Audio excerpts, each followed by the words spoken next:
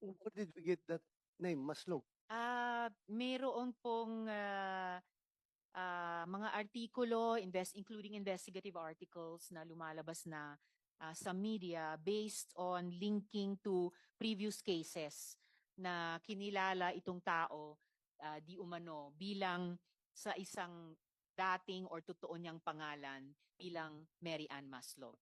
And she was Sir, arrested, Madam Chair? yes, Within the Senator. knowledge of Senator, but she Yes, was okay. arrested or she was detained. I don't even know Senator her Joel. status right now Yes. because she is Mary Ann Maslog. Yes, Is that Mr. correct? Yes, Senator Joel. And for the record, dun sa tanong din ni Senator De La Rosa, Mary Ann Maslog, yung di umanong namatay na textbook scammer, pero Jessica Francisco, yung bagong pangalan nila. So, yun po, Senators De La Rosa and Joel. Mahirap mag